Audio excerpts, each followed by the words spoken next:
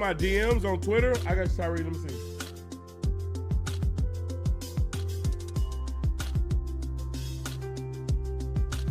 Oh, damn, we're supposed to do a candy tier list.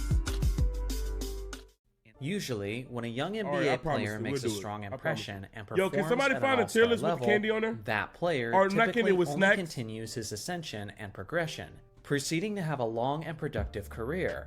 Unfortunately, though, this isn't always the case. Today, we're looking at the top 10 greatest one-hit wonders in NBA history, which are players who had one season where they appeared to be on their way to superstar. I know Michael Carter Williams on here. I think what's my name, bro? Jahlil Okafor. Jahlil Okafor on here. One hit wonders. Well, 1 year wonders. I said Michael Williams. Who else? We seen Tyreek Hill, Jeremy Lin, obviously. Jeremy Lin, obviously. I don't know who else. Let's go. Stardom just to quickly fizzle out. And let me know in the comments how your list differs from mine. Number 10, Michael Carter Williams. Michael was nice his first year, bro. Was a 6'5" point guard who was selected by the Philadelphia 76ers with the 11th overall pick in the 2013 draft. Immediately, once his NBA rookie season began, the hype train officially took off for this kid. In his debut game, he stunned the basketball world by dropping 22 points, 12 assists, 7 rebounds, and 9 steals, in a close victory over the defending champion Miami Heat. Less than a week later, he had 26 points and 10 assists in a victory over the Chicago Bulls. In his very first week in the NBA, he was honored as the league's Player of the Week. At the end of the regular season, he had recorded averages of 16.7 points, 6.2 rebounds, 6.3 assists, and 1.9 steals on 40.5% shooting. Only 4 players in NBA history have averaged at least 16 points, 6 rebounds, and 6 assists in their rookie season. The first kid to go get paid overseas? Well, he got paid overseas? Oscar Robertson, Luka Doncic, and Michael Carter Williams. What, as a reward for his debut season, Michael was given the NBA's Rookie of the Year. But unfortunately, it's all been downhill from there. He had shoulder surgery. It's important what? PSA. What you want, man?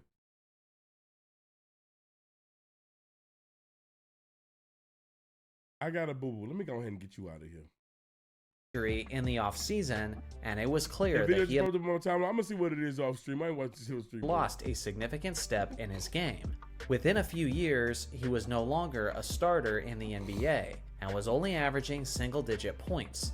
At the time I'm making this video, he's looking for a roster spot as a free agent. Number 9, Jahlil Okafor.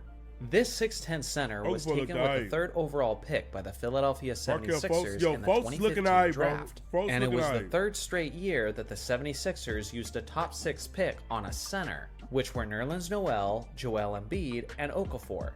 At least in 2016, it appeared as if Jahlil would end up being the best prospect out of all of them. In that rookie campaign, in 30 minutes per game, he averaged 17.5 points, 7 rebounds, and 1.2 blocks on 50.8% shooting. Although he wasn't a very intimidating rim protector, he certainly displayed a tremendous amount of skill on offense and finished on the NBA's all-rookie team. It is worth mentioning that he only played 53 games in that rookie season due to a meniscus tear in his right knee, which ended up being the beginning of his dramatic decline. The following season, he averaged far fewer points, rebounds, and blocks. Hey, is my dog Jabari Parker on here? I don't think so. I feel like Jabari gave us a couple decent seasons. Throughout his short career, he would continue to deal with injuries while being traded from team to team. And by the age of just 25, he had played his final game in the NBA. Number 8, Michael Adams. Now don't get the wrong impression about this ranking. Unlike other players, Adams had a 7-year stretch where he was a productive player in the league. But for 1 year specifically, he appeared to be an absolute superstar. In the 1990-91 season, he was in the right opportunity to succeed on the Denver Nuggets, as he averaged 26.5 points, 10.5 assists, 3.9 rebounds, and 2.2 steals on 39.4% shooting. This made him 6th overall in scoring and 3rd overall in assists. Although this 5'10" point guard was certainly a talented player, it appeared his superstar season was a bit of a fluke. That's what I'm thinking. Like, I don't know if he do, but I feel like he went on the Bucks by then, bro. As it was sandwiched between two more down-to-earth seasons. It wasn't nothing crazy in the Reddit. Ultimately, he still had the skills to be remembered. I kept going off the screen to but make if sure he was always as good as his peak season, then he would have been in the conversation for the title of the greatest player under 6 feet. Number 7, Antoine Carr.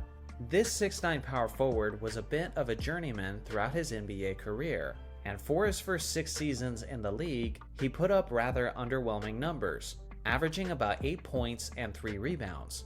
And then in his late 20s, he was acquired by a desperate Sacramento Kings team, and suddenly he found lightning in a bottle.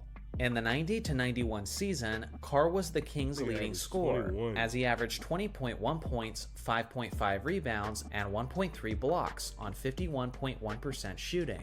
The Kings only won 25 games that year, and apparently Sacramento's management figured that this was a fluke season from Carr. So they traded him while his value was high to the San Antonio Spurs, and it ended up being a brilliant move. His decline was as quick as his initial ascension, as he wasn't close to replicating that level of production for the Spurs. And although he went on to have a long NBA career, he never again flirted with the possibility of making an all-star team. Number 6, Mike James.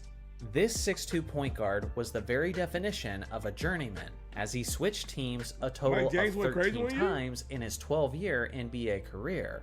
Throughout the vast majority of his career, he had a very modest contribution, and served mostly as a solid 3-point shooting role player on most teams. But specifically, in the 05-06 season, James took more of a leadership role, and appeared as if he was trying to establish himself as a star. He was the Raptors' second leading scorer behind Chris Bosh, and he also led the team in assists as he averaged 20.3 points, 5.8 assists, and 3.3 rebounds on 46.9% shooting. That production was certainly needed on a bad Raptors team. You wanna know what's crazy? I just kind of think about something. Niggas be getting mad at like the bubble, and they bring up like certain players that went off and went crazy out of nowhere in the bubble, acting like this shit don't happen. Like some niggas just don't get hot for one season. Like it happens. Like, you know what I'm saying? Niggas be shitting on the bubble. Like, yo, sometimes niggas just go crazy. Nigga, TJ Warren was fucking stupid. As that was his only season where he started in every game that he played. But after his trade to the Minnesota Timberwolves, it was all downhill from there. Number 5, Aaron Brooks. Yo, Houston loved Aaron Brooks, nigga. Houston loved Aaron Brooks. They're in the NBA for a reason. All these players have the ability to go crazy for a season. Let me tell you what, bro. Even the worst of the worst niggas, you think they not good? Bro, them niggas can hoop. Also, too, some of the players that you think is only good at a certain thing, they got way more ability than what you think. That's like, for example, PJ Tucker. Nigga, you run into PJ Tucker on some open runs, he will fucking give you straight buckets. You would think this nigga's Kevin Durant. When a nigga might be moving or something. Like, this example, you know what I'm saying? Like, bro, like, I was watching the podcast. I was watching the 520 podcast, PJ Tucker on there. They was like, bro, PJ say, bro, don't get it twisted. Like, bro, I play like that because it's a job. You got to play your role in the job. And I was like, damn, like, it really makes sense. Like, some of these niggas is super limited because of their jobs. Nigga, like, but like, yo, you a 3-and-D player. That's all we need you to do. Don't do no more. Don't do no more. Yeah, bro, yo, these NBA players, you see a lot of these niggas getting straight buckets. I seen Rudy Gobert, a clip of Rudy Gobert hitting a bunch of fucking shots. Boy, you see Rudy Gobert in the league, like, man, nigga, let him shoot.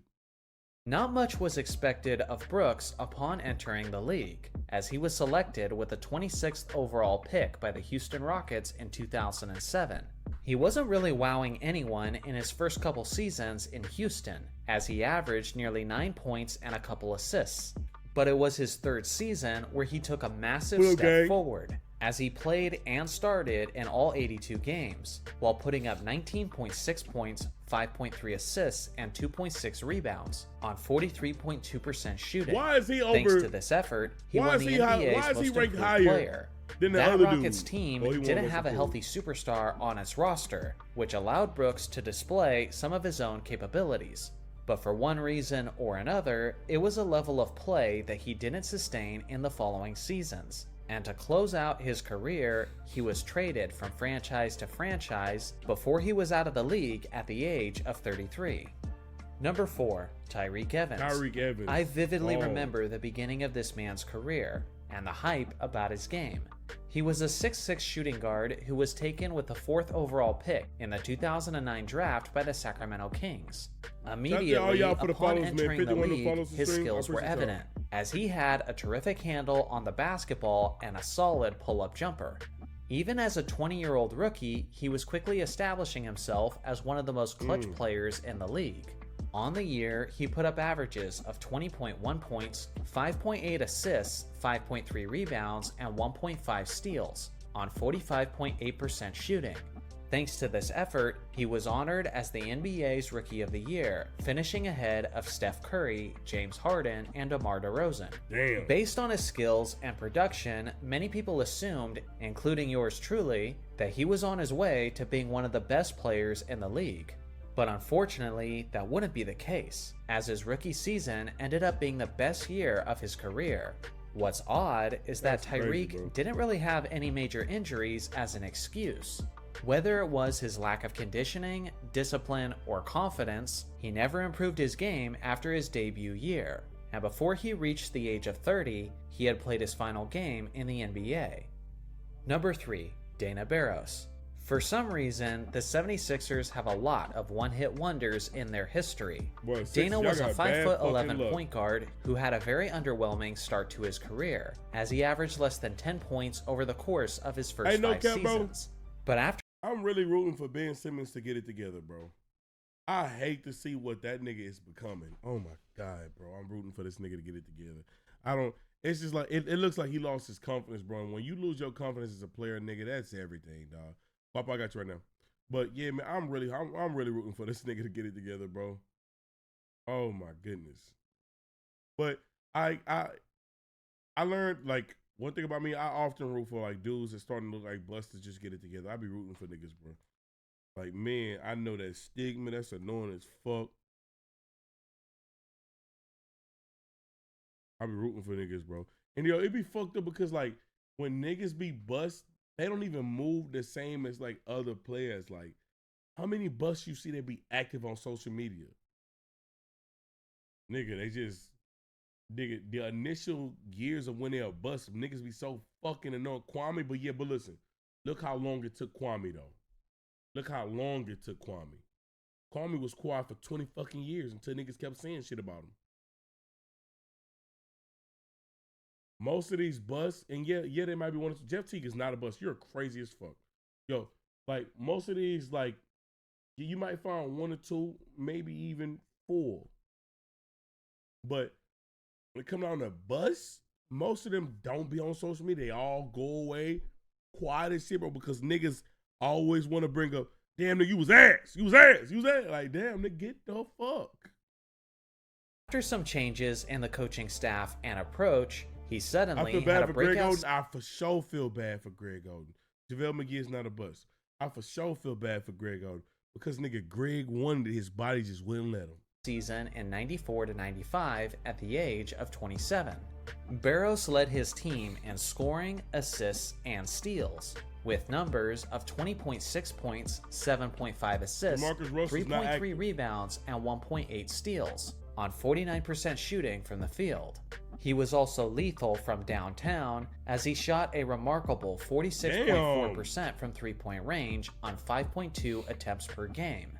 Thanks to this season-long performance, he made his first and only All-Star appearance and was voted as the most improved player. At the end of the year, he left the 76ers in free agency to play for his hometown team, the Boston Celtics. But in hindsight, that may have not been the best decision, as he was reduced to a bench role and couldn't replicate his previous success from his 76ers days. You know who else I'm rooting for? What's that Cam nigga on the I can't remember his name. It's that nigga on the Nets. He balled the fuck out before the trade deadline. They traded Cam Thomas. Bro, they traded for what's the name of them, and now this nigga don't even be in a rotation like that no more, bro. I'm rooting for Game, bro. I'm rooting for Game, bro. The nigga showed, bro, he was on a crazy run. He was pulling up numbers niggas ain't even been, and niggas never did before. All of a sudden, now you're not playing. Now you're not playing. Bro, like 40 in 3 straight games? Nuts, nigga. Now you're not in the rotation. Days, and would never return to his all-star form. Number 2, Walt Hazard. I've never seen crazy. Walt on That's a any fire other name. one-hit wonders list, which kind of blows my mind considering how I'm ranking him as Nigga high last as name second Hazard. place on Kinda my fire. list. He was a 6'2" point guard / shooting guard who initially was drafted by the Lakers, but only put up moderate numbers in his time in Los Angeles. After he joined the Seattle Supersonics for the If I'm Mark Hazard, I'm calling this nigga right here a bitch ass nigga. I've been living good for a while. Why you bringing it up? Everybody forgot about me. Fuck you doing? About to steal that name? You already know that.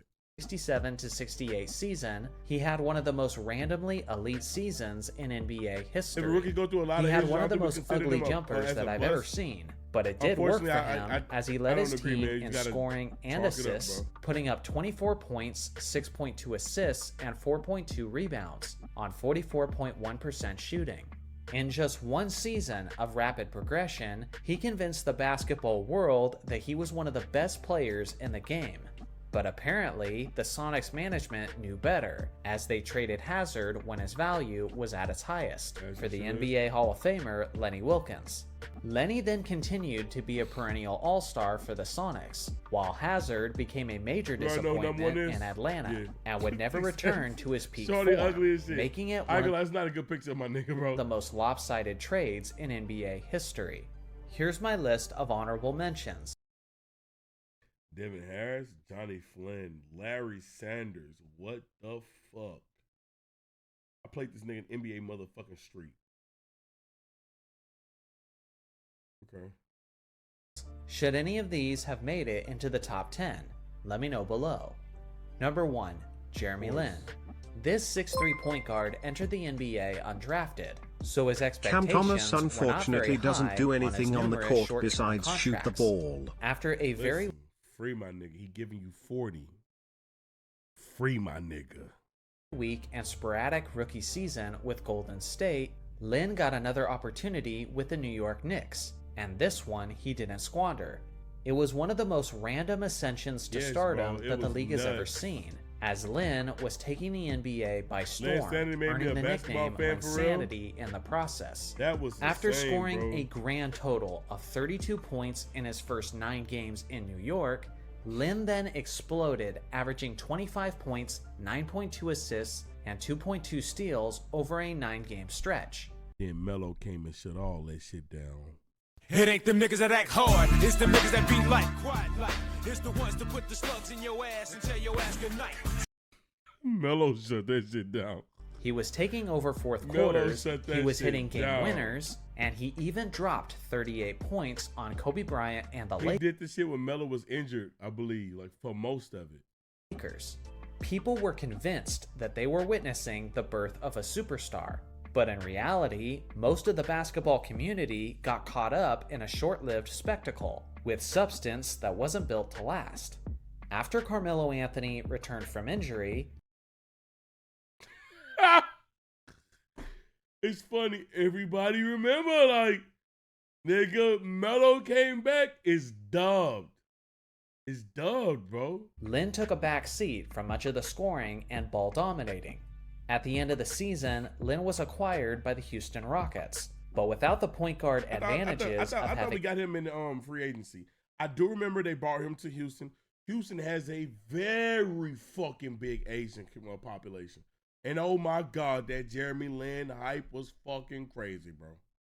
Mike D'Antoni as a head coach, Jeremy Lin could never replicate the short and amazing success he had in New York.